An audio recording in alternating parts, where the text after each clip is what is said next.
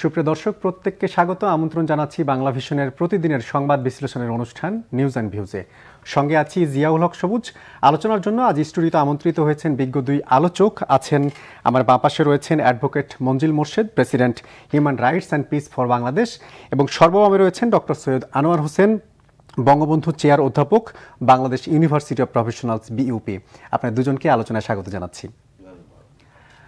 দর্শক, আমরা আলোচনা শুরু করব, তবে তার আগে আমরা বার্তা কক্ষের আপডেট জানবো। আমাদের সঙ্গে যুক্ত রয়েছেন বাংলা ভিশনের senior news editor Salma Yasmin. আপনার কাছে জানবো আজকের দিনের উল্লেখযোগ্য কি সংবাদ রয়েছে। ধন্যবাদ জিয়াউল হক সবুজ। শুরুতেই থাকছে কোটা সংস্কারের দাবিতে আন্দোলনকারী 6 সমন্বয়কের একটি ভিডিও বার্তা নিয়ে খবর। ডিবি হেফাজতে থাকা ছাত্র আন্দোলনের 6 সমন্বয়ক জানিয়েছেন, কোটা সংস্কারের মূল দাবি মেনে নেয় সব আন্দোলন কর্মসূচি প্রত্যাহার করে নিয়েছেন তারা। সন্ধ্যায় গোয়েন্দা পুলিশ কার্যালয়ে আলোচনা শেষে এক ভিডিও বার্তায় সমন্বয়করা এই ঘোষণা দেন। সহিংসত ও অনাকাঙ্ক্ষিত ঘটনার নিন্দা জানিয়ে তদন্ত করে বিচারের দাবিও করেছেন তারা। সেই সঙ্গে আহ্বান জানিয়েছেন সব শিক্ষা প্রতিষ্ঠান খুলে দেওয়ার। সাম্প্রতিক সহিংসতায় নিহত 34 জনের পরিবারকে আর্থিক সহায়তা দিয়েছেন প্রধানমন্ত্রী শেখ হাসিনা। তিনি বলেন, মানুষের নিরাপত্তার স্বার্থেই সহিংসতা বর্বরতায় জড়িতদের বিচার করতে হবে। পরে রাজারবাগ পুলিশ হাসপাতালে চিকিৎসাধীন আহত পুলিশ সদস্যদের ও বঙ্গবন্ধু মেডিকেলে চিকিৎসাধীন আহতদের দেখতে যান প্রধানমন্ত্রী। তাদের সর্বোচ্চ চিকিৎসা নিশ্চিতের নির্দেশ দিয়েছেন তিনি। স্বরাষ্ট্রমন্ত্রী আসাদুজ্জামান খান বলেছেন, গত কয়েকদিনের সহিংসতায় নারী পুরুষ মিলিয়ে বিভিন্ন বয়সের 147 জন নিহতের তালিকা পেয়েছে স্বরাষ্ট্র মন্ত্রণালয়। সহিংসতার ঘটনায় নিরপরাধ কাউকেই ধরা হচ্ছে না বলেও দাবি তার। এদিকে কোটা আন্দোলন ঘিরে প্রাণহানি ও সহিংসতায় উদ্বেগ জানিয়েছেন কূটনীতিকরা। পররাষ্ট্র মন্ত্রণালয় এক চিঠিতে এই বিষয়ে স্থায়ী সমাধানের আহ্বান জানিয়েছেন তারা। আওয়ামী লীগ সাধারণ সম্পাদক ওবায়দুল কাদের বলেছেন, শ্রীলঙ্কা স্টাইলে গণভবন দখলের চেষ্টা হয়েছিল। আওয়ামী লীগ আক্রমণকারী নয়, আক্রান্ত বলে দাবি তার। এদিকে বিএনপি মহাসচিব মির্জা ফখরুল ইসলাম আলমগীর অভিযোগ করেছেন, সরকার শিক্ষার্থীদের নিরাপত্তার কথা বললেও গ্রেফতার অব্যাহত রেখেছে। টানা 10 দিন বন্ধ থাকার পর রবিবার বিকেল 3টা থেকে চালু হয়েছে মোবাইল ইন্টারনেট। ফেসবুক, ইনস্টাগ্রাম ও টিকটক খুলবে আরও পরে। এদিকে ফেসবুক ও টিকটক সহ বিভিন্ন সামাজিক যোগাযোগ মাধ্যম কর্তৃপক্ষকে তলব করেছে বিটিআরসি। 31 জুলাইয়ের মধ্যে বিটিআরসি ভবনে হাজির হয়ে তাদের প্রতিনিধিদেরকে যৌক্তিক জবাব দিতে বলা হয়েছে চিঠিতে। এই ছিল আজকের শীর্ষ সংবাদগুলোর মধ্যে সবুজ। ধন্যবাদ। ধন্যবাদ আপনাকে। আমরা কথা বলছিলাম বাংলা ভিশনের সিনিয়র নিউজ এডিটর সালমা ইয়াসমিনের সঙ্গে। আমরা আলোচনা শুরুটা করতে চাই অ্যাডভোকেট মঞ্জিল মোর্শেদকে দিয়ে। সরকার আজকে কোটা সংস্কারের মূল দাবি মেনে নেওয়ায় একটা ভিডিও বার্তায় যে বৈষম্য বিরোধী ছাত্র আন্দোলনের নেতারা ছিলেন, যে সমন্বয়করা, তারা আজকে তাদের আন্দোলনের সব কর্মসূচি প্রত্যাহারের ঘোষণা দিয়েছেন।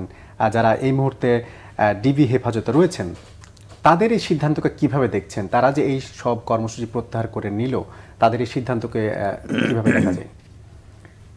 ধন্যবাদ আপনাকে, এবং স্যার আছেন, তাকে শুভেচ্ছা। আলহামদুলিল্লাহ, যদি আন্দোলন বন্ধ হয়, প্রত্যাহার হয়, তো খুব ভালো খবর। আসলে কি তাই? আপনার ডিবি অফিসে থাকা অবস্থায় কে কি বলল, এটি এদেশের জনগণ কতটুক বিশ্বাস করে, কতটুক নেয়, এটা আমার মনে সন্দেহ আছে। কারণ হলো, আপনি যদি আজকে ডিবি অফিসের যে মোটামুটি এখন ক্যারেক্টার দাঁড়িয়েছে, সেটা হলো, দেখবেন ডিবি কিন্তু একসময় তদন্তে খুব ভালো ছিল, কিন্তু এখন দেখবেন সিআইডি এবং পিবিআই ওরা কিন্তু অনেক তদন্তে ভালো করছে। কিন্তু ডিবি অফিসের কাজ হলো অপোজিশনকে ডিল করা, অপোজিশনকে কিভাবে সরকারের পক্ষে নিয়ে আসবে, কাকে রিমান্ডে নেবে, কাকে ভাত খাওয়াবে, এবং নায়কদের তো ভাতের হোটেল ওটা মোটামুটি ওইভাবেই সার। কিন্তু প্রশ্নটা হলে, ভাত যে খাওয়াচ্ছেন, এই টাকাটা কি ওনার বেতনের টাকা না আমার ট্যাক্সের পয়সা? এটা কিন্তু আমার জানতে ইচ্ছে করে। ওনার বেতনের টাকা যদি হয়, তাহলে এইটা কিন্তু মাসে যোগ করতে হবে, কেন একটা খাবারে কিন্তু প্রচুর খরচ। উনি যেভাবে আপনার স্টাইলে খাওয়াচ্ছেন অনেক কিছু খাবার টাবারে, কিন্তু ভালো কস্টলি। তো এই সারা মাসে যে টাকাটা খাওয়ালেন, সেটা কি ওনার বেতনের টাকা কিনা না আমার ট্যাক্সের পয়সা? আমার ট্যাক্সের পয়সা হলে আমি বলবো যে এই খাওয়ানটা ওনার কোনো প্রয়োজন নাই, অনেক সময় আপ্যায়ন ভাতাও থাকে। আপ্যায়ন ভাতা তো আমরা চা বিস্কুট করাই, আপনি আপ্যায়ন ভাতা তো বিরিয়ানি দিয়ে আর ইয়ে দিয়ে হয় না, তাই না? আর যাদেরকে করাচ্ছেন সেটা তো নায়ক নায়িকরা যাচ্ছেন, আপনি খাওয়াচ্ছেন, ওটা তো আমার সাবজেক্ট না, ওটা তো আমার ডিলিং না, ওইটার জন্য আমার ট্যাক্সের পয়সা তো দেওয়া হয় নাই। আর ডিবি অফিসে যদি আপনি যদি ইভেন আপনার ওবায়দুল কাদের সাহেবকেও যদি ডিবি অফিসে নিয়ে যান, আর যদি যে বলেন যে এইটা বলতে হবে মাননীয় প্রধানমন্ত্রী সে দেখবেন উনি বলে দিবে। ডিবি হলো এইরকমই, কারণ ডিবির অধীনে থেকে এই 6 জন যেটা দিয়েছে এইটা তাদের স্বপ্রণোদিত নাকি ডিবির মেকানিজমের রেজাল্ট, এটি নিয়ে একটা প্রশ্ন জনমনে আছে। আমি যদি বলিও আলহামদুলিল্লাহ, কিন্তু জনগণ সেটাকে আলহামদুলিল্লাহ বলবে কিনা এটাও আমার মনে একটা প্রশ্ন আছে। ঘটনা হলো সেই, দেখেন তামাশার একটা শেষ থাকে, মানে আপনি এমন তামাশা করা উচিত না যেটা হাস্যকর। কারণ এখন বাংলাদেশের মানুষ যে কোনো কারণে হোক এই ঘাত প্রতিঘাত বা বঙ্গবন্ধু 23 বছর আন্দোলনের মাধ্যমে আমাদের বোধোদয়টা অনেক ওপেন করে দিয়েছে, বুদ্ধি চেতনা অনেক ওপেন করে দিয়েছে। তারপরে প্রতি দশকই তো আমরা ঘাত প্রতিঘাতে যাই, সামরিক শাসন, তারপরে বিভিন্ন ইয়েতে আমরা যাই, এগুলোর মধ্যে কাজে এগুলোর মধ্যে দিয়ে মানুষের মোটামুটি একটা মানে অ্যানালাইসিস করা বা একটা বোঝা, এই ক্ষমতাটা বাঙালিদের অনেক আছে। কাজে আপনি এইটা মনে করেন না যে আপনি ওই কাকের মতো চক্ষু বুঝিয়ে আপনি ওই বাড়ির পাশের আপনি ময়লা খাচ্ছেন, কাক মনে করতেছে, কেউ দেখতেছে না। ওই বাঙালিদের ব্যাপারে কিন্তু এটা চলে না। আপনি কে কি করছেন, কোন অফিসে কি করা হচ্ছে, এই ছেলেগুলোকে প্রথম মারধর করে আপনার পূর্বাঞ্চলে ফেলে রাখা হয়েছে, এটা একটা মানসিক টর্চার। এখন কি মনে করা হয়েছিল যে তারা হয়তো মারা যাবে, তখন বলা হবে কে জানি মেরে ফেলছে, এটাও হতে পারে। পরবর্তীকালে তারা এসে কিন্তু বলে গিয়েছে যে আমাদেরকে নির্যাতন করা হয়েছে, কারা করেছে, অমুকে ধরে নিয়েছেন। এটা কি অন্য কেউ ধরে নেওয়ার কোনো সুযোগ আছে? নাই তো, এটা তো নাই। এটা কেন আমি বুঝতে পারি না। একটা রাষ্ট্রের একটা প্রধান একটা বাহিনী যেটার উপরে মানুষের অনেক আস্থা, সেই বাহিনীরা যদি এইভাবে কর্মকাণ্ড করে, মানুষের অধিকার লঙ্ঘন করে, তাহলে সেক্ষেত্রে রাষ্ট্রের নিরাপত্তাটা কোথায়? আপনি তো একজন বিজ্ঞ আইনজীবী, আপনার কাছে আমার এই বিষয়টা একটু জানার, যে একজন লয়ার হিসেবে আপনি কিভাবে দেখেন যে এই যে ঘটনাগুলো ডিল করা হচ্ছে, এটা আইনি দিকগুলো কেমন? আমি তো সেটা তো বললাম, আমি বললাম যে প্রথম হলো যে নর্মালি আপনার যেটা হয় সব জায়গায়, ধরেন এই আমাদের যে ইন্ডিয়াতে যে আমাদের এমপি মারা গেল, পুলিশ অ্যারেস্ট করছি হচ্ছে, সব কথাগুলো কিন্তু মানুষ বিশ্বাস করতেছিল যে হ্যাঁ ওরা নিয়েছে, এইভাবে করেছে। কারণ আপনি তদন্ত করলে বোঝা যায় কোনটা বিশ্বাসযোগ্য কোনটা বিশ্বাসযোগ্য না। কিন্তু এই 6 জনের ব্যাপারে যেটা বলতেছেন, এটা কি মানুষ বিশ্বাস করছে? তো বিশ্বাস তো করছে না। তো যে বিশ্বাস করে না, সেই গল্পগুলো আপনারা বানান কেন? এই গল্পগুলো বানিয়ে আপনারা নিজের পজিশনটাকে নিজে ছোট করেন কেন? আপনাদের পজিশন তো ছোট না। আপনি একটা বাহিনীর মানে একটা পুলিশ ফোর্সের মধ্যে একটা বিশেষ এক্সপার্টিস বাহিনী আপনি, তাই না? ডিটেকটিভ ব্রাঞ্চ বলা হয়। তো এটার উপরে তো আমাদের অনেক ভরসা থাকবে, আপনাদের কথাগুলো তো মানুষ বিশ্বাস করবে এবং ভরসা রাখবে। তো আপনাদের কথাবার্তা যদি গল্প বানান ঠিক আছে, কিন্তু এমনভাবে বানান যাতে মানুষ অন্তত বুঝতে না পারে যে এটা গল্প। কিন্তু এমন যদি বানান যেটা বুঝাই যায় গল্প, তাহলে সেক্ষেত্রে আর এটা তো হাস্যকর হয়ে যায়। তো এটা আমাদের প্রত্যাশা না। আমি মনে করি যে ধরনের না করে, ঠিক আছে আপনারা তাকে অ্যারেস্ট কিন্তু করতেই পারেন, কারণ তার আন্দোলন করেছে, দেশে ম্যাচাকার হয়েছে, অনেক কিছু হয়ে গেছে। এই ছাত্রদের অ্যারেস্ট করাটা, এটা আপনাদের লিগ্যাল একটা স্কোপ আছে। আপনি অ্যারেস্ট করেন, তাকে জিজ্ঞাসাবাদ করেন, তথ্য দেন, তার সেই স্বীকারোক্তির কথা বলেন, কিন্তু আপনারা নিয়ে আর ডিবি অফিসে রাখলেন হেফাজতে। আপনি কি জানেন হেফাজত কাকে বলে? এটা হলো পুলিশের অফিস। পুলিশের অফিস, আর্মির অফিস, ডিজিএফআই এর অফিসে কোনো নাগরিককে 24 ঘন্টার বেশি রাখা যায় না। কিন্তু পরিবেশটা তো চমৎকার, আমরা দেখলাম এক টেবিলে বসে খাওয়া দাওয়া হচ্ছে। এইটা আপনি চমৎকার বলেন আর যাই বলেন, ওটা তো বাসা না, তো ডিবি অফিস। এটা তো আপনি রিকগনাইজড, এটা ডিবি অফিস। আপনাকে পুলিশের কোনো অফিসে কোনো ব্যক্তিকে 24 ঘন্টার উপরে রাখা যায় না। আপনি সেটা যে নামেই বলেন যে ওনাকে চা খাওয়াচ্ছি, চা খাওয়ালে আপনি খাওয়াবেন, 23 ঘন্টা খাওয়াবেন, কিন্তু 24 ঘন্টা তো আপনি রাখতে পারবেন না। তাকে তো কোর্টের অনুমতি দিতে হবে। কেন? আপনি তো বলতেছেন হেফাজতে, আর হেফাজত যদি বলেন, তাহলে হেফাজত, নিরাপত্তা হেফাজত একটা জিনিস আইনে আছে। সেটা কখন দেয়, কোন জায়গা, তার তো স্পেসিফিক জায়গা আছে। সেটা তো থানা না বা ডিবি অফিস না, এখানে তো হেফাজত হতে পারে না। এই যে ব্যাখ্যাগুলো, আমি একটু শেষ করি, এই যে ব্যাখ্যাগুলো দিচ্ছেন না, একজন সাধারণ মানুষ বোঝে কিনা আমি জানি না, আমার বোঝে না, সবাই বোঝে এখন, কিন্তু আমরা আইনজীবী হিসেবে তো বুঝি এটা, যে এই যে হেফাজতের কথা বলা হচ্ছে এবং 2 দিন 3 দিন হয়ে গেছে এই জিনিসটা যে আপনি হেফাজতে রাখছেন, এটা তো কোনো আইনগত ভিত্তি নাই। আপনি তাকে গ্রেপ্তার করেন, আর যদি তার সঙ্গে কথা বলতে হয়, সকালে যাবে, কথা বলবে, আবার বিকালে তারা বাসায় চলে আসবে, আবার আপনি কালকে সকালে আসতে বলেন। এরকম হয় না? অনেকেই তো তদন্তের জন্য ডাকে, দুদকে ধরেন সকালে ডাকে, 9 ঘন্টা 8 ঘন্টা তাদেরকে জিজ্ঞাসাবাদ করে। ইটস ওকে, এইটা গভর্নমেন্ট অফিসের ক্ষমতা আছে। কিন্তু একটা পুলিশ অফিসে, যেখানে ল এনফোর্সিং এজেন্সি, সেখানে কোনো নাগরিককে 24 ঘন্টার বেশি তাকে রাখার কোনো সুযোগ নাই। সেটা যদি আপনি বলেন যে সে এখানে বেড়াতে এসছে, তাহলে এটা তার বাসায় হতে হবে। জি স্যার, ডক্টর সৈয়দ আনোয়ার হোসেন, আপনার কাছে যে বিষয়টা জানতে চাইবো যে সার্বিক স্বার্থ বিবেচনা করে কর্মসূচি প্রত্যাহারের ঘোষণা দিয়েছেন সমন্বয়ক নাহিদ ইসলাম, যেখানে অন্য 5 সমন্বয়কও ছিলেন। আসলে এটা নিয়ে কি স্যার নিশ্চয়ই স্বপ্রণোদিত হয়েই তারা সেই ঘোষণাটা দিয়েছেন, যেটা আমরা ভিডিওতে দেখেছি, ভিডিও বার্তায়। আপনার কাছে কি মনে হয়, তারা কি আসলে স্বপ্রণোদিতভাবে দিয়েছেন? আপনি যেটা মঞ্জিল মোর্শেদ বলছিলেন যে এখানে ডিবি অফিসে থাকলে অনেক ঘোষণা দিতে হতেই পারে, আপনিও কি এটা নিয়ে অবিশ্বাস আর কোনো প্রশ্ন তুলতে পারেন যে এটা আসলে কি অবিশ্বাস করার সুযোগ রয়েছে? ধন্যবাদ। আমার মনে অসংখ্য প্রশ্ন। বিজ্ঞ আইনজীবী যেমনটা বললেন, আমি তার সঙ্গে সম্পূর্ণ একমত। তার কারণ এই অর্ধ ডজন সমন্বয়ক যখন গেলেন ডিবি অফিসে, তারপরে আমি ভোজবাজির মতো শুনলাম যে তাদের কর্মসূচি প্রত্যাহার করেছে অথবা স্থগিত, দুটোই দেখেছি আমি। কোনটা সঠিক আমি জানি না, স্থগিত না প্রত্যাহার। প্রত্যাহার হলে 8 দফা দাবির কি হলো? 8 দফা দাবির মধ্যে বিশ্ববিদ্যালয় প্রশাসনের কথা ছিল। আমি বিশ্ববিদ্যালয়ে, ঢাকা বিশ্ববিদ্যালয়ে শিক্ষকতা করেছি 52 বছর। আমি জানি যে বাংলাদেশ হবার পরে আজ পর্যন্ত সাম্প্রতিককালে বিশ্ববিদ্যালয়ে কোনো প্রশাসন নাই, ছাত্রলীগ সব কিছু করে। এবং হলে বা ছাত্রাবাসে বা ছাত্রীনিবাসে প্রাধ্যক্ষের কোনো কর্মকাণ্ড নেই, সব কিছু ছাত্রলীগ করে। এবং উপাচার্যরা শুধু ডিটো দেন। এটা তো বেশিরভাগ সময় এরকম ঘটনায় ঘটে থাকে। সব সময় সব বাংলাদেশের সব 35টি পাবলিক বিশ্ববিদ্যালয় তাই। তো কাজেই সেখানেও একটা দাবি ছিল যে ছাত্রাবাসে মেধার ভিত্তিতে, আমাদের সময় পাকিস্তানি আমলে মধ্য 60-এর দশক আমি ছাত্র ছিলাম, তো তখনও যেভাবে আসন বন্টন হতো সেভাবেই তারা চেয়েছিল, সেটাও কি বাদ দিয়ে দিল? সেই জন্য প্রশ্নটা হচ্ছে যে একটা বিপন্ন বিষয় আমার কাছে।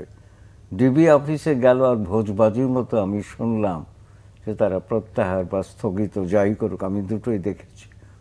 কেন করল? এখন এটা কি স্বতঃপ্রণোদিত না প্ররোচিত? তো প্ররোচিত হলে এর বিশ্বাসযোগ্যতা থাকে না। আর আমি বিজ্ঞ আইনজীবীর সঙ্গে একমত যে এটা বিশ্বাসযোগ্য নয়। কেন না? তারা তো নিজেরাই ঘোষণা দিচ্ছেন। কিন্তু কথাটা হচ্ছে পর্দার আড়ালে কিছু ঘটনা ঘটে। তাদের ফেসটা আপনি দেখেন না স্ক্রিনে? সে দেখা দেখা যায় তো। আচ্ছা, অনেক কথা আছে, অসংখ্য প্রশ্ন আমার মনে এসছে। দেখুন, সরকার বিলম্বিত বোধোদয়ের মাধ্যমে কাজ করল।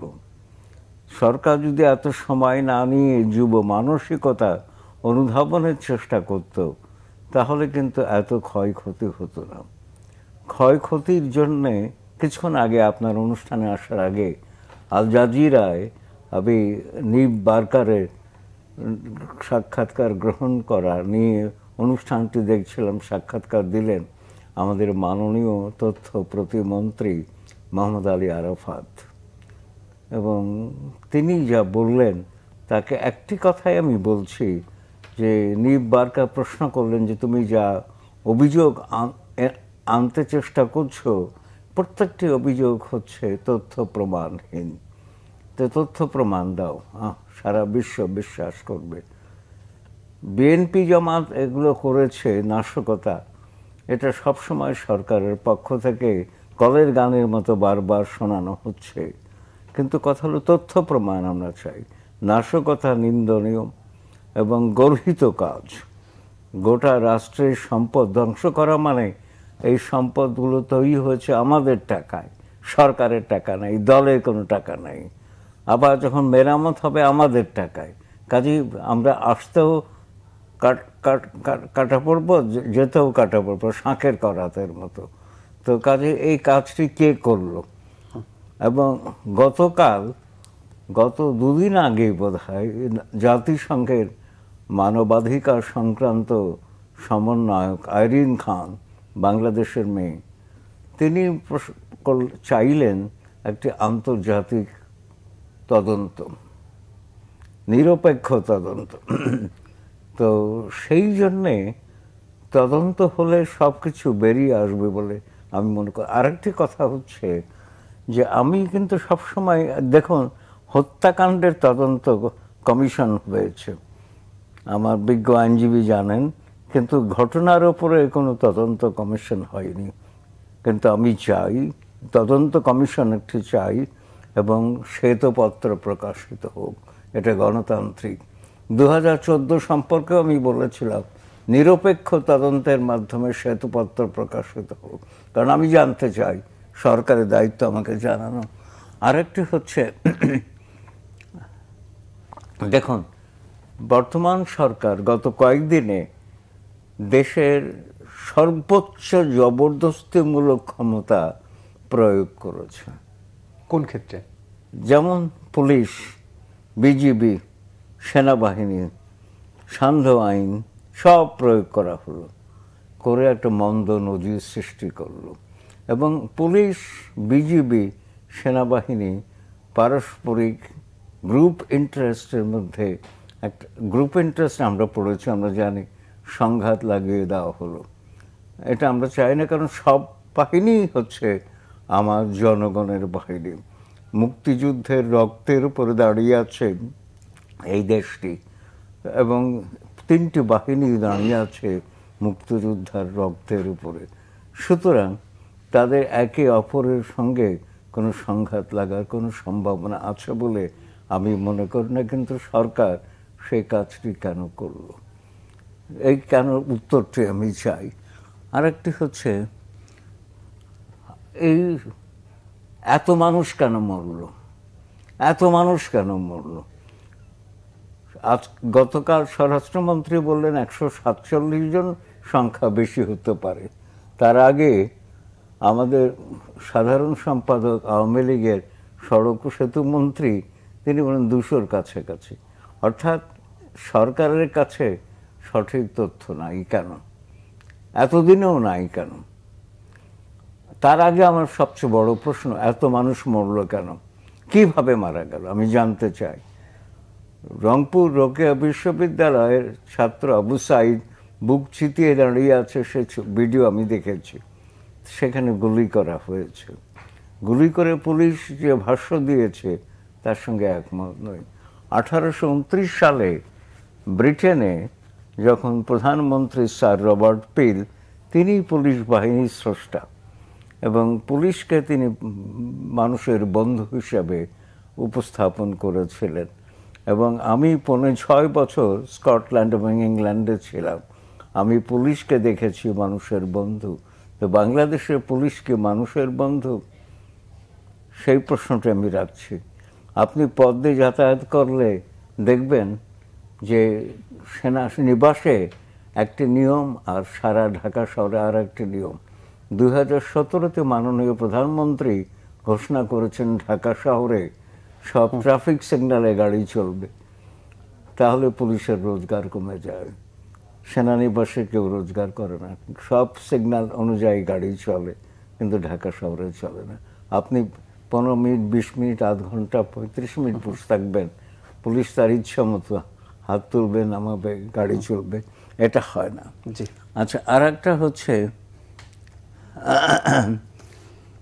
কদিন আগে, 2 দিন আগে সাধারণ সম্পাদক, এখন দল আর সরকার কিন্তু এক বাংলাদেশের, এটা কিন্তু অগণতান্ত্রিক, আমি বহুবার বলেছি, এই অনুষ্ঠান থেকে বলেছি, বললেন যে মাননীয় প্রধানমন্ত্রী যখন যা করবেন তাই আমরা করব। অর্থাৎ one man show, this is not democracy. গণতন্ত্র এটা নয়। গণতন্ত্র হচ্ছে সবাই মিলে শাসন, কিন্তু এখানে হচ্ছে না। আর একটা হচ্ছে, যতগুলো স্থাপনা ধ্বংস হয়েছে আমি নিন্দা জানাচ্ছি, ঘৃণা জানাচ্ছি, এবং আমার কষ্ট লাগছে যে আমারই টাকায় আবার সেগুলো মেরামত হবে। এগুলো অরক্ষিত ছিল কারো? প্রশ্ন।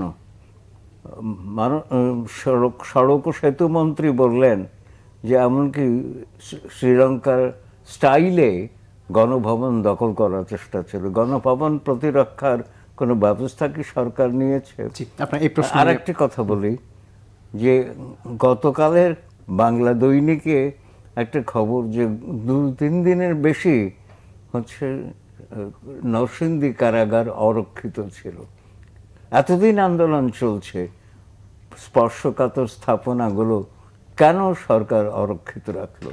সরকারের দায় কোথায়? সব মিলিয়ে গোয়েন্দা ব্যর্থতা।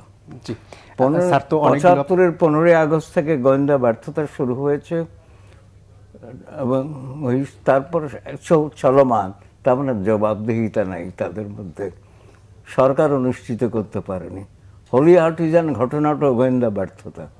সব কিছু মিলে এত কিছু প্রশ্ন এর মধ্যে জড়িয়ে আছে, আমি দুঃখিত আর কি সবাই। জি, স্যার তো অনেকগুলো প্রশ্নের কথা বলছিলেন। আসলে জনমনেও অনেকগুলো প্রশ্ন, বিশেষ করে কোটা সংস্কার আন্দোলনের সহিংসতা নিয়ে বিদেশি যেসব কূটনীতিক রয়েছে তারাও উদ্বিগ্ন। দেশে বিদেশে নানা ধরনের সমালোচনা হচ্ছে, বিশেষ করে হতাহতের খবর নিয়ে। যদিও আজকে স্বরাষ্ট্রমন্ত্রী স্পষ্ট করেছেন যে এখন পর্যন্ত যেই তথ্য সরকারের কাছে রয়েছে 147 জন নিহতের খবর তিনি দিয়েছেন, যদিও বেসরকারি খবর অনেক বেশি বলা হচ্ছে। এই সরকারি এবং বেসরকারি খবরের এই তফাৎটা এত বড় কেন? ধন্যবাদ আপনাকে। দেখুন, যে প্রশ্নটা আপনি করেছেন সেখানে মূল কথাটা হলো যে দেশে এক ধরনের একটা ম্যাচাকার হয়েছে, এটা তো অস্বীকার করার কোনো উপায় নাই। তো ম্যাচাকারটা কেন হলো? এটা তো গত বছর হয়নি, এবছর ম্যাচাকারটা কেন হলো? তো এই রিজনটা যদি আপনি না খোঁজেন, গোড়ায় যদি আপনি না যান, তাহলে কিন্তু এটা ভবিষ্যতের জন্য এটা সমাধান হবে না। কিন্তু আপনি ম্যাচাকারের সুযোগ নিয়ে যদি আপনি রাজনীতি করতে চান, ওই রাজনীতির মধ্যে পলিটিক্স ঢুকে যায়, যেমন একটা শব্দ হচ্ছে না, এরকম আর কি, তাহলে সেটা হবে আপনার বাইপাস করা, এবং বাইপাস করে কিন্তু সমস্যার সমাধান হবে না। স্যার যেটা বললেন যে এই যে ওয়ান ম্যান শো, গণতন্ত্রের কথা বললেন, গণতন্ত্রের দুর্বলতা, আপনি মনে করেন আন্দোলন তো দুটো জায়গা, একটা হলো ছাত্রদের সম্পৃক্ততা, আর একটা হলো সাধারণ মানুষ, মানে পলিটিক্যাল পার্টি। যদিও তারা বলতেছে বিএনপি আওয়ামী লীগ, কিন্তু কি বলে জামাত ইসলাম বিএনপি, হ্যাঁ তাদের তো একটা পলিটিক্যাল ফোর্স আছে, তারা ছিল, তার সঙ্গে কিন্তু সাধারণ মানুষও কিছু ছিল, ছাত্ররাও ছিল। তা প্রথম আপনাকে আইডেন্টিফাই করতে হবে যে সূত্রপাত কোথায়। তো সূত্রপাত হলো আপনার ছাত্র আন্দোলন, তাদের কি, তাদের দাবি হলো কোটা। তো এই কোটা নিয়ে তো অনেক কথাবার্তা হয়েছে, এবং সেখানে তারা 5 দিন পর্যন্ত তারা একদম, ইভেন কি ঢাকা বিশ্ববিদ্যালয়ের মতো জায়গায় ছাত্রলীগও কোনো ডিস্টার্ব করে নাই। তো এই 5 দিনের পরে যখন প্রথম আমি দেখলাম যে একজন মন্ত্রীর পক্ষ থেকে একটু নেগেটিভ কথা আসলো, এরপরে কিন্তু সিচুয়েশন ঘুরে যাচ্ছিল। এবং এরপরে কিন্তু মাননীয় প্রধানমন্ত্রী চীন থেকে আসার পরে যখন একজন সাংবাদিক একটা লিডিং কোশ্চেন করলেন, প্রশ্নটাই এমন ছিল যে একটা মানে এমন ধরনের একটা উত্তর আসবে যে উত্তরের মধ্যে একটা বিতর্ক সৃষ্টি হবে, এবং সেটাই হয়েছে। এবং সেই প্রশ্নের উত্তরে গিয়ে প্রধানমন্ত্রী যেটা বলেছেন সেটি, এবং ওবায়দুল কাদের সাহেব যেটা বলেছেন, সবকিছু মিলে কিন্তু একটা জটিল পরিস্থিতি হয়েছে, একটা ইমোশন ক্রিয়েট হয়েছে, ছাত্রদের মধ্যে একটা ইমোশনাল চলে আসছে। এবং এই জায়গায় আপনার প্রথম যেদিন অনুষ্ঠানটা, মানে প্রোগ্রামটা ছিল, সেখানে ধরেন 3টা পর্যন্ত ছিল হলো আপনার সাধারণ ছাত্রদের প্রোগ্রাম, ছাত্রলীগ দিয়েছে 4টায়। তো 3টার প্রোগ্রাম 4টা পর্যন্ত কিন্তু লিঙ্গার করতে পারে। তো ওই সময় কিন্তু পুলিশ এসে মাঝখানে দাঁড়ানো উচিত ছিল, আমরা কিন্তু পুলিশ দেখি নাই ওদিন, এবং যার ফলে কিন্তু ছাত্রলীগ এই যে আক্রমণটা করলো, এবং সেই আক্রমণ তো পার্টির সেক্রেটারি নির্দেশই করেছে, এবং ছাত্রলীগের প্রেসিডেন্টের নির্দেশই করেছে।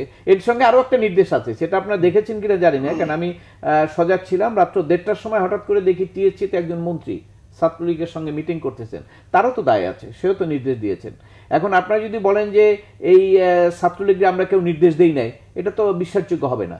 আর ছাত্রলীগ তো, এটা তো ছাত্র, তা আপনি যেহেতু তাদেরকে নির্দেশ দিলেন এরকম একটা আক্রমণ করা, এবং সেই আক্রমণ করলো, আক্রমণ করার পরে তো সিচুয়েশনটা অনেক ডেটোরেট করে ফেললো। এর আগে তো সিচুয়েশন এরকম ছিল না। তা আপনি এই আক্রমণ করে যেভাবে বন্ধ করতে চাইলেন, আপনি বক্তৃতায় বললেন যে ছাত্রলীগই যথেষ্ট। তো এই জিনিসটা আপনারা বুঝতে পারেন না, যেটা বিএনপির মতো রাজনৈতিক দলের আন্দোলন হইলে আপনি বলতেন আওয়ামী লীগ নামাই দিলেন, পিঠে উঠেই দিতেন, কারণ ওটা তো একটা লিমিটেড গ্রুপ, যারা বিএনপি করে তারাই ওখানে কিন্তু সাধারণ কারো সম্পৃক্ততা নাই, এই জন্য আপনি উঠেই দিতে পারেন।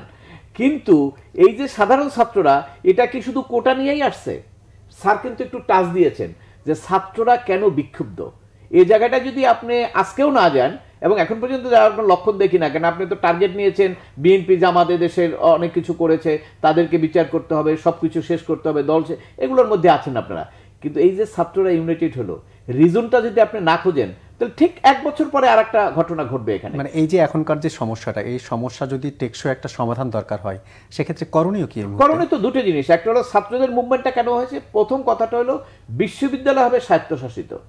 আপনি ঢাকা, এই যে স্যার যে কথাটা বললেন, ঢাকা বিশ্ববিদ্যালয় সহ বিভিন্ন বিশ্ববিদ্যালয় এমন ভাবে আপনি নিয়ম বহির্ভূত ভাবে সবকিছু করেছেন, স্যারের মতো লোক সে একটা ভাইস চ্যান্সেলর হইতে পারে, ওনার চেয়ে যোগ্য লোক আছে ভাইস চ্যান্সেলর মতো? তো ওনাকে তো ভাইস চ্যান্সেলর করা হয় নাই। যে সমস্ত লোকজন ভাইস চ্যান্সেলর করেছেন তারা তো স্যার বললেন যে ছাত্রলীগের কীর্ণক হিসেবে তারা কাজ করেছেন, মানে ছাত্রলীগ যেটা বলবে সেইটাই তারা করেছেন। এবং এই কাজ করে করে আপনার নিয়োগ থেকে শুরু করে, আপনি জানেন যে গত 10 বছরে ঢাকা বিশ্ববিদ্যালয় ফার্স্ট অনেকে নিয়োগ পায় নাই, এবং সেখানে পিছন থেকে 25 নম্বরও নিয়োগ পাইছে, অমুকের ছেলে অমুকের মেয়ে এইভাবে। তো এগুলো তো ছাত্ররা দেখে থাকে, তারা মনে করছে আমাদের কোনো ভবিষ্যৎ নাই, আমি ফার্স্ট হবো, আমি তো নিয়োগ পাবো কিনা আমি জানি না, আমার তো মামা খালু নাই। তো এগুলো তাদের মধ্যে একটা ক্ষোভ সৃষ্টি হয়েছে না, এবং সবকিছু মিলে তারা দেখেছে যে তারা তো অত্যাচারিত হয়েছে। হলগুলোতে আপনি জানেন আমার কাছে ছাত্ররা আসতো রিড করার জন্য বিভিন্ন সময় আমার সঙ্গে, আমি সব কথাগুলো তো আমি বলবো না যেহেতু ক্লায়েন্ট এসছে আমাদের কাছে, কিছু কনফিডেন্সিয়াল ব্যাপার, আমি বলছি রিড হবে না যেহেতু এটা বিশ্ববিদ্যালয়ের ব্যাপার, নিজস্ব ব্যাপার। অনেকগুলো ঘটনা আমরা জানি তারা যেভাবে নির্যাতিত হয়েছে, এবং সেই নির্যাতনের হাতিয়ারটা ছিল ছাত্রলীগ, এবং এই কারণে আপনার সমস্ত ছাত্ররা ইউনাইটেড হয়ে ছাত্রলীগের উপরে ক্ষোভে ফেটে পড়েছে। নাহলে ছাত্রলীগের মতো একটা সংগঠন সেটা কি সম্ভব বলেন এই মুহূর্তে?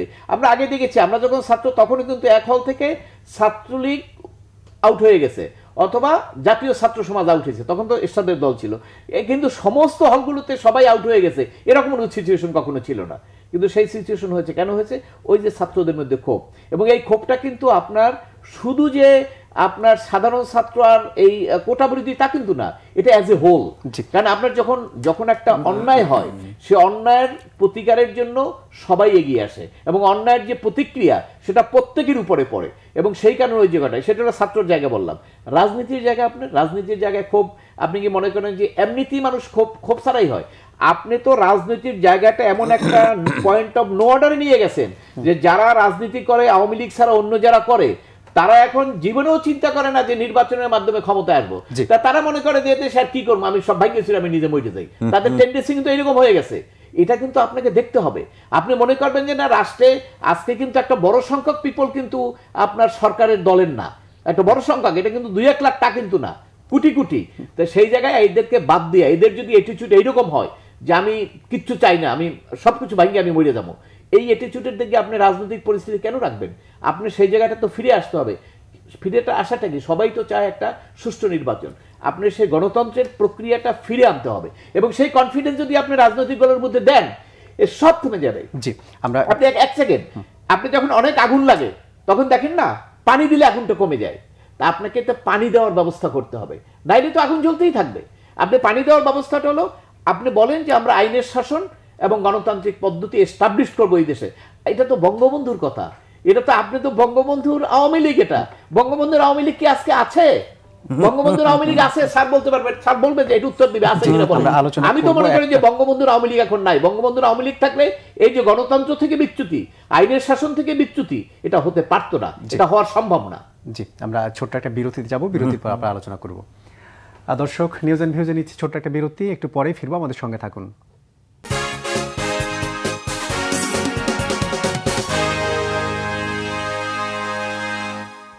দর্শক, বিরতির পর আরেকবার স্বাগত নিউজ অ্যান্ড ভিউজে। আমরা আলোচনা করছি, স্টুডিওতে আমন্ত্রিত হয়েছেন অ্যাডভোকেট মঞ্জিল মোর্শেদ এবং আছেন ডক্টর সৈয়দ আনোয়ার হোসেন।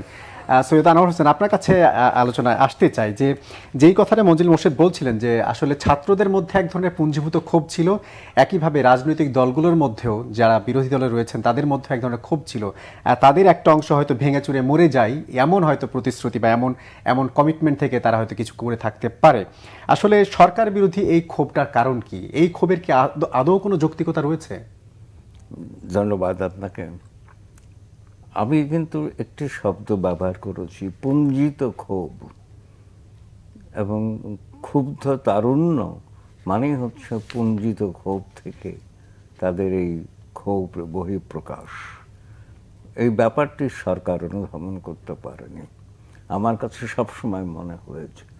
আরেকটি কথা, সরকার উল্টো কাজ করতে চেয়েছে, সেটি হচ্ছে সড়ক ও সেতু মন্ত্রী একদিন স্পষ্টই বললেন যে মূল স্লোগান সেটা ব্যঙ্গাত্মক শ্লেষাত্মক তার অপব্যাখ্যা হয়েছে, মাননীয় প্রধানমন্ত্রীর বক্তব্য অপব্যাখ্যা হয়েছে, হয়ে সব কিছু মিলে তালে গোলে হরিবল হয়ে গেছে। কিন্তু সড়ক সেতু মন্ত্রী বললেন আমার ছাত্রলীগই যথেষ্ট। তারপরে কিন্তু ছাত্রলীগ পেটাপেটি শুরু করলো এবং তারপরে ঘটনাটা ক্রমেই আয়ত্তের বাইরে চলে যায়। তখন কিন্তু সহিংসতা এবং নাশকতা যাই বলি না কেন ঘটেছে। এবং আমার প্রশ্ন হলো, তাই যদি ঘটে থাকে তাহলে তুমি সরকার বা গোয়েন্দা তৎপরতা কোথায়? তারা কি একটু সরকারকে সতর্ক করতে পারেনি যে এই যে স্থাপনায় আক্রমণ আসতে পারে, আঘাত আসতে পারে? মেট্রো রেলে অত্যন্ত স্পর্শকাতর, আমার টাকায় হয়েছে। মেট্রো রেলে যেই কাজই হোক না কেন দেখলে বড্ড কষ্ট পাই। বা বিটিভির 6 তলা পর্যন্ত আগুন। এবং গত 23শে জুলাই আমি এটিএন বাংলায় আমি মজলিসের উপস্থাপনায় একটা অনুষ্ঠানে বললাম যে পোড়ার চিহ্ন দেখে আমার মনে হয় এগুলো আগুন লাগানো না, এগুলো গান পাউডার ব্যবহার করে জ্বালিয়ে দেওয়া হয়েছে। গতকাল মাত্র স্বরাষ্ট্রমন্ত্রী বলছেন যে গান পাউডার ব্যবহারের প্রমাণ মিলছে। তার মানে আপনারা কেউ জানেন না। কিন্তু সরকারের মন্ত্রীরা তো বলছেন বিভিন্ন সময় যে এই ধরনের ঘটনা ঘটতে পারতো, এমন ঘটনা যেমন আজকে ওবায়দুল কাদের বলেছেন কারফিউ না দিলে দেশে শ্রীলঙ্কার স্টাইলে গণভবনে হামলা হতে পারতো, এমন তথ্য সরকারের কাছে ছিল। কিন্তু কোন স্থাপনায় প্রতিরক্ষা ব্যবস্থা পর্যাপ্ত ছিল না, এটাই আমার কথা। যেমন ওই যে কিছু আমি এর আগের পর্বে বলেছি যে নরসিংদী কারাগারও পর্যন্ত প্রতিরক্ষা পর্যাপ্ত ছিল না। তো কেন ছিল না? এই দায়িত্ব কার? এবং সতর্ক বার্তা দেবার অধিকার কার আছে? এইগুলো সবগুলো প্রশ্ন। আরেকটা কথা বলে, ছাত্রলীগ কিন্তু প্রথমত ঘটনাটা ঘটালো, তারপরে দেখুন এই যে পুঞ্জীভূত ক্ষোভ তারুণ্যকে বোঝা খুব কঠিন ব্যাপার, খুবই কঠিন ব্যাপার। এবং যদি সরকার প্রথম থেকেই এদের সঙ্গে আলোচনা চালাতো, এই সরকারের সবচেয়ে বড় ব্যর্থতা বাংলাদেশ সরকার বঙ্গবন্ধুর পরে থেকেই আমি দেখছি যে যাকে বলা হয় লোক প্রশাসনে বা জনপ্রশাসনে স্ট্র্যাটেজিক কমিউনিকেশন, যে আমি যা করব সরকার যা নীতি অনুগ্রহণ করব সে সম্পর্কে অংশীজনকে আগাম ধারণা দেওয়া, এইটা দেয় না। তাহলে বিশ্ববিদ্যালয়ের শিক্ষকদের আন্দোলন হতো না প্রত্যয় স্কিম নিয়ে। তো এই জায়গায় সরকারের দারুণ দুর্বলতা, স্ট্র্যাটেজিক কমিউনিকেশনের অত্যন্ত বড় দুর্বলতা। তো সেই জন্য ছাত্রদের সঙ্গে একটু আলাপ আলোচনা চালালে কি হতো? তাহলে কিন্তু নৈকট্যের একটা রসায়ন আছে, অনেক দূরত্বকে দ্রবীভূত করে দেয়। আমি কূটনীতির ছাত্র, সেক্ষেত্রে এরকম সংঘাত সহিংসতা নাও হতে সরকার কিছুই করেনি। সরকার কিছু, যার ফলে ঘটনাটা ঘটে গেছে আমার নাগালের বাইরে গিয়ে, সেই জন্যে এত ক্ষয়ক্ষতি। এবং সবচেয়ে বড় আমার প্রশ্ন হচ্ছে মানুষের এত মৃত্যু হলো কেন? আমরা স্বাধীন বাংলাদেশে রক্তের মধ্য দিয়ে আমরা উঠে এসেছি, সেই দেশে রক্ত ঝরাতে আর চাইনি। আমরা 53 বছর বয়সে এত রক্ত ঝরলো কেন, এত প্রাণ ঝরে গেল কেন? জি, প্রশ্ন। এই প্রশ্ন নিয়ে আপনার কাছে আসবো যে এই যে আমরা আসলে এত রক্ত কেউই দেখতে চাইনি বা এত রক্ত ঝরলো কেন? কেউ কারোই কাম্য ছিল না এরকম প্রাণহানি, কারোই কাম্য ছিল না রাষ্ট্রীয় এরকম স্থাপনায় এরকম হামলা। আসলে কেন এরকম হলো? ছাত্রদের যে এক দফার একটা আন্দোলন ছিল যেটা কোটা সংস্কারের আন্দোলন, সেই দফা পরে গিয়ে 8 দফা হলো, যেখানে সাধারণ মানুষও কিছু কিছু ক্ষেত্রে হয়তো সম্পৃক্ত হয়ে গেল। আর যেটা বলা হচ্ছে সরকারি ডক্টর মোহাম্মদ ইউনূস তিনিও হয়তো এটার পার্ট হয়ে গেছেন। আজকে ওবায়দুল কাদের অভিযোগ করছেন সরকার বিরোধী হিসেবে তিনিও মাঠে নেমেছেন এবং তিনি ভারতকে অনুরোধ করেছেন শেখ হাসিনাকে থামানোর জন্য।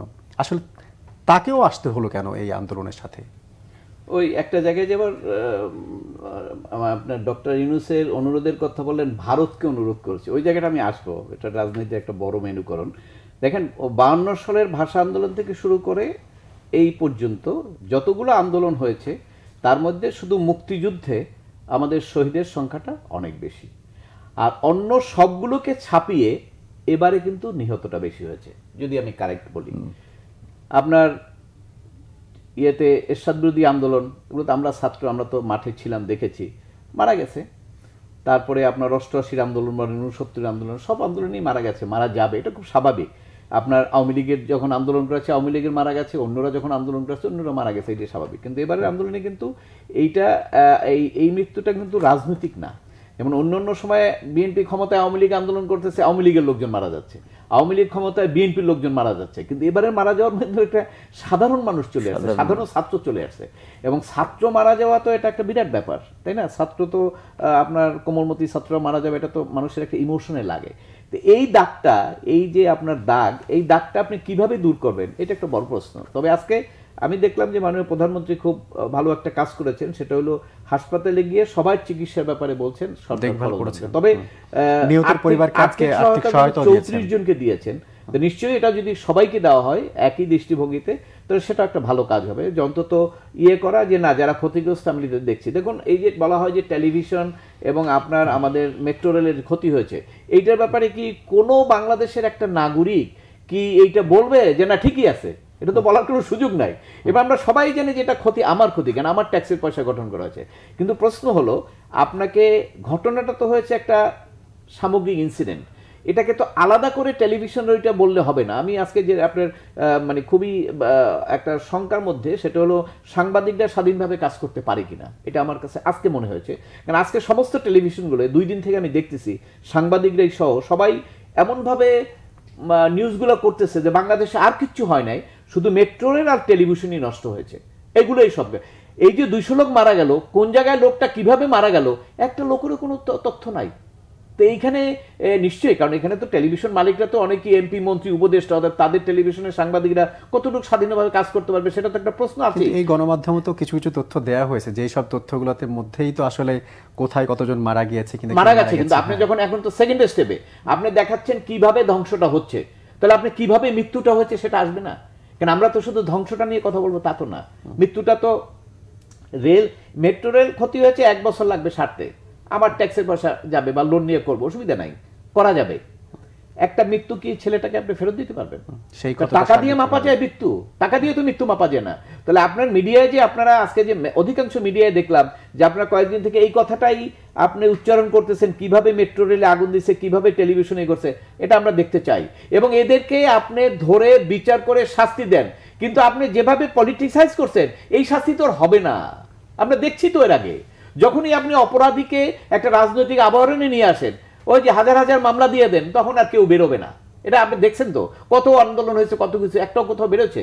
তা আমার তো মনে হয় যে এইটা করে আপনি এই রাজনীতি করে, বাহিনীর প্রধানরাও বলে জামাত, বিএনপি এগুলা করেছে, আর নিশ্চয়ই তার তথ্যের ভিত্তিতেই হয়তো বা তাদের গ্রেফতার কেন করে জানেন? এটা করে হলো ওই এক্সটেনশন চাই, এ তো আর কিছু না। এ তো ধান্দা তো একটাই, আমি একটা পদে আছি, আমি আরো একটা মানে আরো 1 বছর এক্সটেনশন চাই। এই জন্য আপনার আকবার এই কথা বলে। সরকারি যারা চাকরি করেন তাদের কি এই ধরনের পলিটিক্যাল পার্টি বলে, সেটা হলো তার পলিটিক্সের কারণে। কিন্তু আইন শৃঙ্খলা রক্ষা বাহিনীর প্রধান কি বলতে পারে যে একটা দল যেখানে একটা জামাত, বিএনপি, আওয়ামী লীগের ভোটের ডিফারেন্স কত 5-10% হবে, তার মানে কোটি কোটি লোক তো এখানে বিএনপির আছে, তো সব কি ওখানে গিয়ে আক্রমণ করেছে? আর তাদের তো কোনো এরকম ডিক্লারেশন ছিল না যে টেলিভিশন ভবন আক্রমণ করবা, তাহলে বলতে পারবা পার্টি সবাই দায়ী, তাই না? সেটাও তো না, তাদের কর্মীরা গেছে, জামাতের কর্মীরা গেছে। আইন শৃঙ্খলা রক্ষাকারী বাহিনীর তো সেইটা বলবে, কিন্তু তারা দেখেন এমন প্রিভিলেজ রাষ্ট্রের মধ্যে তারা পেয়েছে, এবং রাষ্ট্রকে এটা কিন্তু একটা জটিলতা। এটা কিন্তু আওয়ামী লীগের বুঝতে হবে যে আপনার রাষ্ট্রকে যদি আমি মিলিয়ে ফেলি, পলিটিক্সে যদি রাষ্ট্রের মধ্যে, প্রশাসন যন্ত্রের মধ্যে মিলিয়ে ফেলি, ওইটাকেই আপনি আর আলাদা করতে পারবেন না, আপনি খুঁজে পাবেন না কোথাও কিছু। তখন এটা বুঝতে হবে। এই জায়গাগুলোতে যদি আপনার কাজ না করেন, তাহলে সেক্ষেত্রে তো এটা সমাধান হবে না। এখন আপনি যত কথাই বলেন, কারণ হলো যে এই যে গ্রেপ্তারের কথা বলেন, গ্রেপ্তার কত প্রায় 5-6 হাজার লোক গ্রেপ্তার হয়েছে, তাই না? তো এই যে গ্রেপ্তারগুলো হলো, এই গ্রেপ্তারের সঙ্গে আপনি একটা লোক গ্রেপ্তার করলেন, আর ওই পরিবারে 5-10 জন আছে, তারা কি মনক্ষুণ্ণ হয় না? হয়তো। তাহলে এখানে কি আপনি মনে করেন যে এই যে ছাত্র আন্দোলন করছে, ছাত্রদের মধ্যে কি সবাই কি অ্যান্টি আওয়ামী লীগ? না। আপনি তথ্য নেন, ডাটা নেন, শুধুমাত্র যারা আপনার দলের অন্ধ, পদ পদবিতে আছে বা আগামীতে পাবে, ওই গ্রুপ ছাড়া একদম নিচের সাপোর্টার যারা, সব বহু লোক আছে তারা আওয়ামী লীগের সমর্থক, তারা এই মুভমেন্টে আছে। তাহলে আপনি যে সবাইকে যদি বলে দেন এইটা, তাহলে আপনি কি লস করবেন না লাভ করবেন? তা আমি বলতেছি, যেহেতু একটা এটার পিছনে ক্ষোভ আছে, ক্ষোভটা বের করার চেষ্টা করেন, এটা সরকারের লাভ হবে। কারণ আপনি যদি সমাধান করতে পারেন এটা সরকারের লাভ হবে, আর যদি সমাধান না করে এটার মধ্যে রাজনীতি ঢুকিয়ে রাখেন আমরাও বিচার পাবো না, আর আপনার সমাধানও হবে না, ভবিষ্যতে আর এক ইনসিডেন্টের জন্য আমাদেরকে প্রস্তুতি নিতে হবে। জি স্যার, আপনার কাছে জানতে চাইবো যে এই যে এখনকার যে সিচুয়েশন বা এখনকার যে সংকট, আমরা যেই মুহূর্তে যে অবস্থা আমরা অবস্থান করছি, এর থেকে আসলে পরিত্রাণের উপায়টা কি? মানে আমরা কিভাবে করলে একটা শান্তিপূর্ণ সমাধান হতে পারে? গণতন্ত্র, ধন্যবাদ আপনাকে। গণতন্ত্র এবং সুশাসন প্রতিষ্ঠা করে, আমি বলেছি বাংলাদেশে গণতন্ত্র নাই, এক ব্যক্তির শাসন চলমান। গণতান্ত্রিক পদ্ধতিতে সিদ্ধান্ত গ্রহণ হলে ঠিক হবে। আর একটি কথা হচ্ছে, ঢাকা বিশ্ববিদ্যালয় বা 35টি পাবলিক বিশ্ববিদ্যালয়কে বিশ্ববিদ্যালয় হতে হবে, কারণ কোনো বিশ্ববিদ্যালয়ের ছাত্র সংসদ নাই। ঢাকা বিশ্ববিদ্যালয় একবার নির্বাচন করেই নাকে খত দিয়েছে, এটা ঠিক না।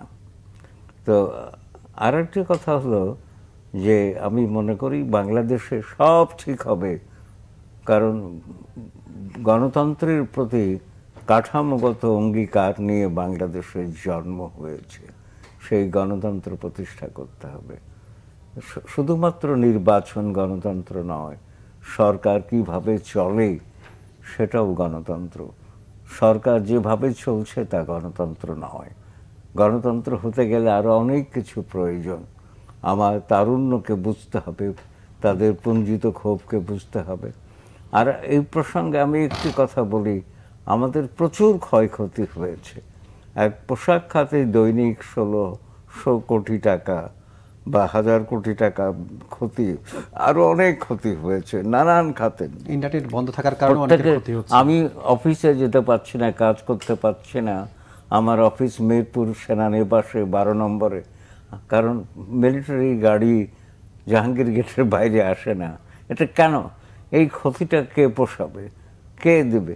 তো এখন কথা হচ্ছে এই যে বিটিবি বলুন বা মিরপুর 10 নম্বরের মেট্রো রেল স্থাপনা, নানান স্থাপনা, সেতু ভবনে গাড়ি পুড়িয়েছে, এগুলো মেরামতের দায়িত্ব আমি আর পয়সা দিতে পারবো না।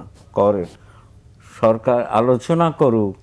আমি একটু প্রস্তাব দিচ্ছি, বিত্তবান যে সমস্ত প্রতিষ্ঠান আছে তাদের সঙ্গে আলোচনা করে একজনকে একটা দায়িত্ব দিয়ে দেওয়া হলো, যে একটা বহু বিত্তবান প্রতিষ্ঠান বাংলাদেশে আছে, তারা দায়িত্ব নিয়ে, ধরো বিটিবি বা ওই যে সেতু ভবন, এইভাবে একজন একটা দায়িত্ব নিয়ে যদি কাজ করেন তাহলে অনেকটা ভালো হয়। বিত্তবান প্রতিষ্ঠান যারা আছে তারা এগিয়ে এলে দেশের জন্য উপকার হয়। আমার পক্ষে আর সম্ভব নয় আর কি। জি, আপনার কাছে আরেকটা বিষয় জানতে চাইবো যে মাননীয় প্রধানমন্ত্রী যিনি সহিংসতায় নিহত 34টি পরিবারকে আজকে আর্থিক সহায়তা দিয়েছেন, পারিবারিক সঞ্চয়পত্র করে দিয়েছেন। এর আগে তিনি আহতদের দেখতেও গেছেন বিবেকের টানে। প্রশ্ন হচ্ছে, প্রধানমন্ত্রীকে নিয়ে এত মহানুভবতার পরও প্রধানমন্ত্রীকে নিয়ে সমালোচনা কেন? শুধুই কি এটা রাজনৈতিক বিরোধিতার জন্যই? না, এখন ধরেন বেসিকটা অ্যাজ এ হোল দেখতে হবে আপনাকে। আপনি যদি একটা কাজ করেন সেটা যদি আপনি মিন না করেন, তাহলে তো ওই যে বলে না যে অনেক সময় আছে লোক দেখানো কাজ, এই জিনিসটা তো আপনাকে দেখতে হবে যে অ্যাজ এ হোল করতে হবে আপনাকে। অ্যাজ এ হোল করার অর্থ হলো, যদি আপনার যে ঘটনাগুলো ঘটছে সেখানে যদি এই পজিশনটা উনি এইভাবেই নিতেন, আমার যেটুকু ধারণা সেটা হলো যে এই হত্যাকাণ্ড হয়েছে, এটার ব্যাপারে একটা কমিশন করে এটার পিছনে কি কারণ সেগুলো তদন্ত করা।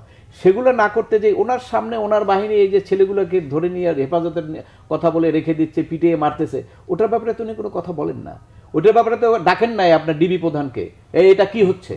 এই জন্যই মানুষ বিশ্বাস করতে চায় না যে ওইটা করেছেন এটা রাজনীতির কারণে করেছেন। কিন্তু যদি এটা করতেন, উনি যদি এটা মিন করতেন, এটা করতে চাইতেন, তাহলে কিন্তু সেটা করা যায়। দেখেন, আমি আহ্বান জানাবো আওয়ামী লীগের প্রেসিডেন্ট হিসাবে মাননীয় প্রধানমন্ত্রীকে, সেটা হলো যে এই যে রাজনৈতিক সমস্যা স্যার যেটা বলেছেন, একটু কষ্ট লাগলেও বা এটা অন্যভাবে নিয়েন না, এটা একটু বিবেচনা করেন।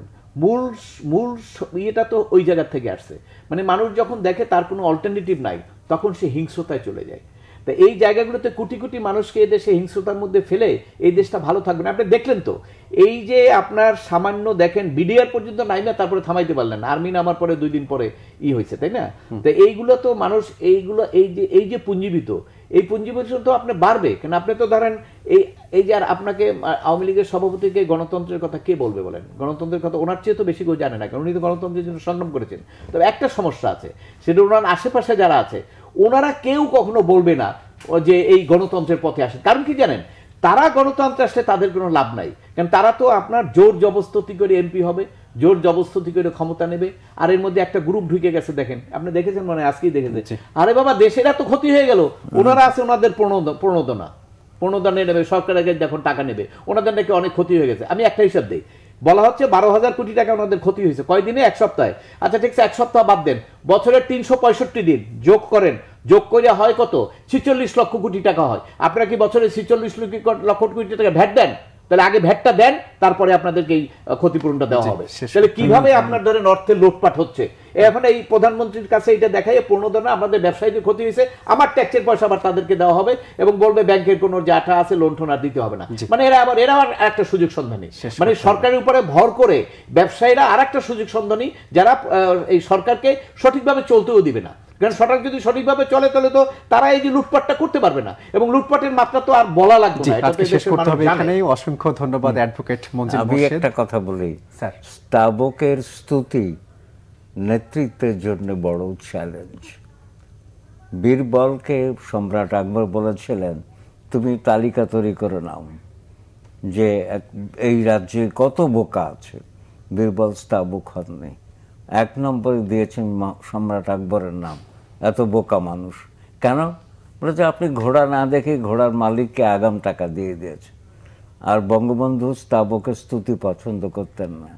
একজন তাকে প্রস্তাব দিয়েছিল যে আমাদের দেশের বিমানের নাম হবে ফজিলতুন্নেসা। কেন? তার কারণ হচ্ছে লুৎফুন্নেসা নামে একটা এয়ারলাইন আছে। বঙ্গবন্ধু বলেন, বেটা চামচাগিরি করা জায়গা পাস না, ওটার নাম লুফথানসা, আর কোনো ব্যক্তির নামে জাতীয় এয়ারলাইন হয় না, যা ভাগ এখান থেকে। কিন্তু এখন সমস্যা হয়েছে, স্তাবকের স্তুতি বড় হয়ে গেছে অনেক। জি, অসংখ্য ধন্যবাদ ডক্টর সৈয়দ আনোয়ার হোসেন, অসংখ্য ধন্যবাদ অ্যাডভোকেট মঞ্জিল মোরশেদ আজকে সময় দেওয়ার জন্য। সুপ্রিয় দর্শক, এই ছিল আজকে নিউজ অ্যান্ড ভিউজ। এতক্ষণ যারা সঙ্গে ছিলেন সবাইকে ধন্যবাদ। ভালো থাকবেন সবাই, শুভরাত্রি।